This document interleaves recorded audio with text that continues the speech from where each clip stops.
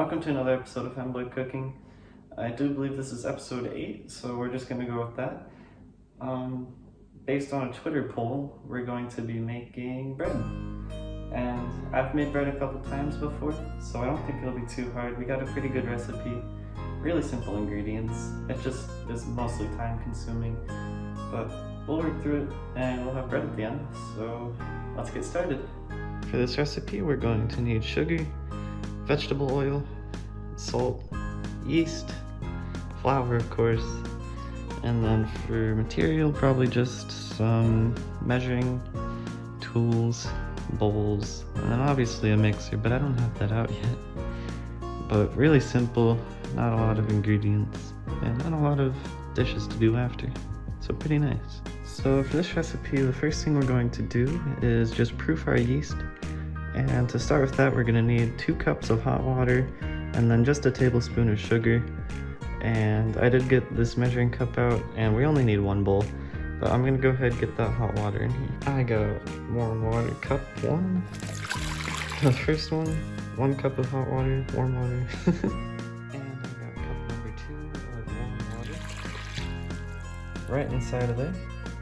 And now all we're going to do next is just add a tablespoon of sugar and then 1.5 tablespoons of yeast. Okay, so I have that 1 tablespoon of sugar, and we're just going to dissolve that right in. And just get like a spoon, or I'm going to get a mixing tool and just make sure that sugar isn't too clumped up, make sure it's all dispersed. Now the next step is just putting all 3 of these yeast packets in. Each one is 1/2 ounce, which is 1/2 tablespoon, so we need all 3 in order to make up for the 1.5 teaspoons that we need for the recipe. So I'm just gonna crack 3 of these open and pour them all in. Number 1. It's not really coming out too fast. I'll make a bigger hole in the next one. But this is yeast. Maybe we'll just, yeah, okay.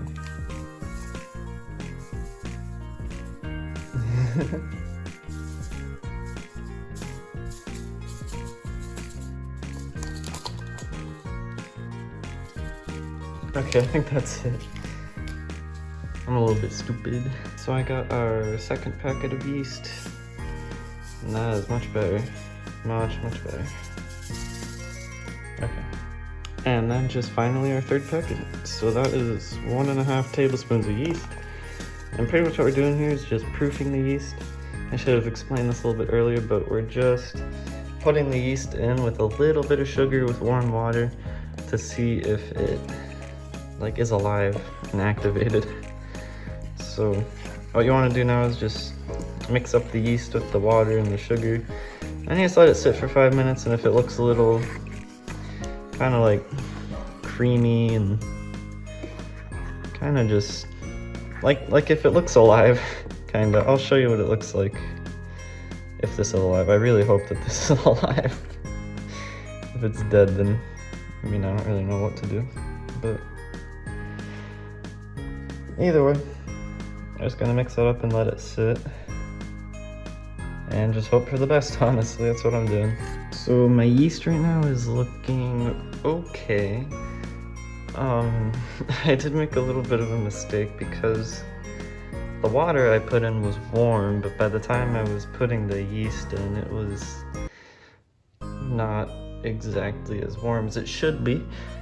And I think the yeast is having a little bit of trouble activating, and I cannot really add too much more water to try and heat it up. But it does look like it activated a little, and you can see the bubbles. There's definitely a lot of foam kind of spouting up, so I can tell it's alive.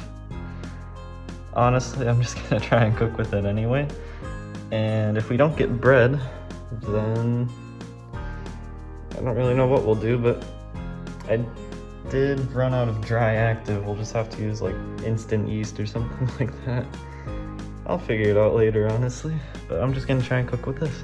We're gonna add 1/2 cup of sugar into the yeast mix, and then you just need 1.5 teaspoons of salt. So here's the half. just another teaspoon to finish it off, and then we're gonna add our oil. And we just have a 1/4 cup of vegetable oil here. And then you're just gonna mix this all up. And also, I can confirm the yeast is most definitely alive. It's making a lot of bubbles right now. And for the next part, we're just going to add 6 or 5 to 6 cups of flour to the mixture, mixing it in each cup. And the 5 to 6 is just mostly based on personal judgment of how the dough is and how it's looking, because you don't want to add too much flour and make your dough too dry. And you don't want to add too little and just have it be really wet. So you just got to find that perfect consistency between 5 and 6 cups. And if you add 6 and it's too dry, just add a little bit more hot water until it's just right. So I got 1 cup of flour here. I got our 2nd cup of flour. I got cup number 3 of flour. I have cup number 4. The dough's really starting to form up. I've got cup number 5.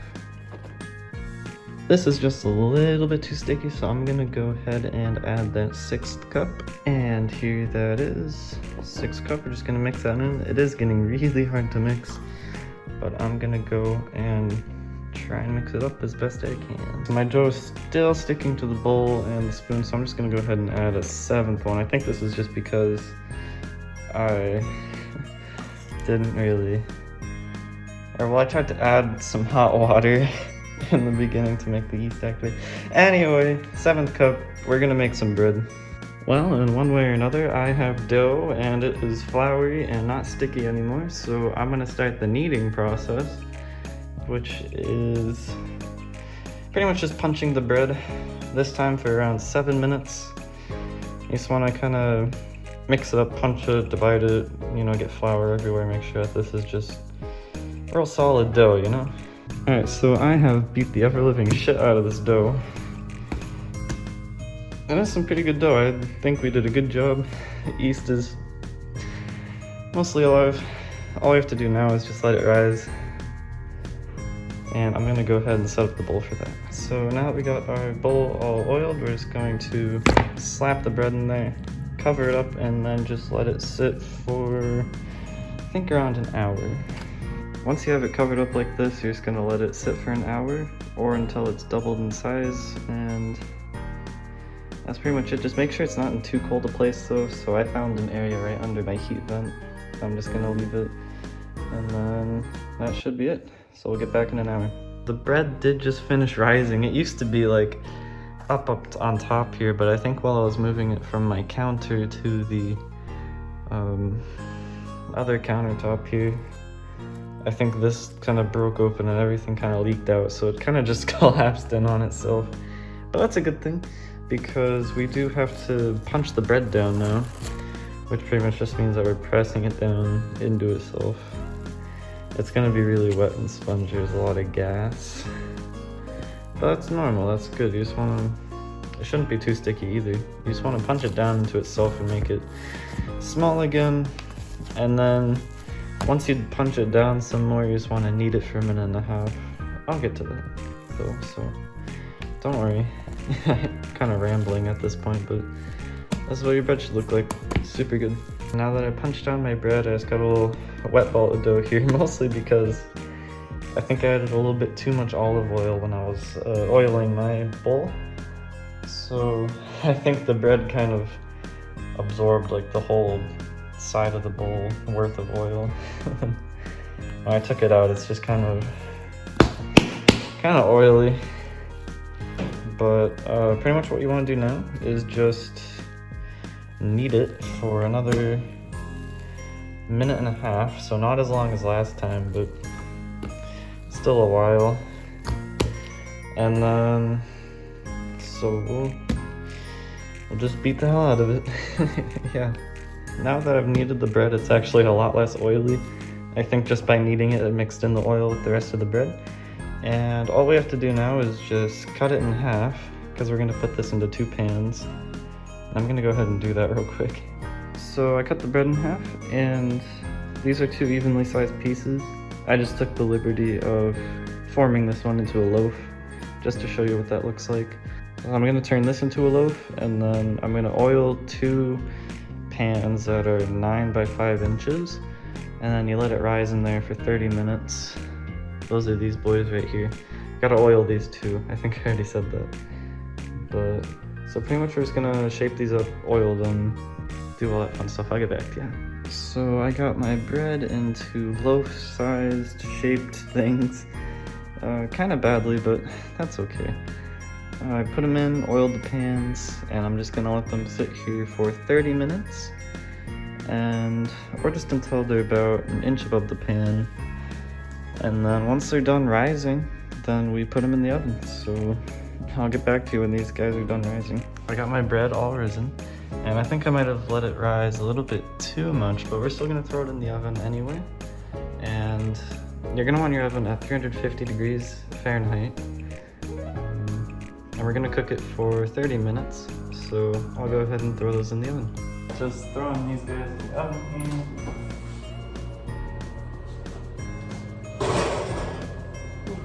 I'm gonna say it again, 350 degrees for 30 minutes. Maybe 30 to 45, if you're feeling like they need to be cooked more. I got my bread out of the oven here. I did make some cuts in it just to kind of try and give it that bread look, but otherwise it kind of did expand in the oven, and it's sticking out of the pan a whole lot right there. But I'm gonna try this, and I think it's gonna be super good. I did have to cook it for 35 minutes because I wanted the internal temperature to be around 200 degrees, just so that the bread didn't collapse in on itself. But otherwise, we got bread right here, so let's try it. So the bread finished cooling, and I was able to get a couple bites out of the other loaf. I got the second loaf right here. I can hold it up to the camera a little bit. And so everyone I gave it to actually liked it, so that's always nice. It tastes really good if you soak it with butter. Very good if you soak it with butter. I didn't really notice anything bad about it this time, which is kind of surprising because I always usually fuck something up at the end, or at least, you know, forget to do something. But this ended up really good. The only real thing I can say is maybe just don't let it rise this much because it kind of spilled out of the bread pan. But I mean, other than that, it's rather nice. I think we're at the part where I'm going to start plugging stuff. So if you want to see more content, subscribe to my YouTube, like the video. I'm on Twitter and Discord, always active. And other than that, I'll see you guys next time.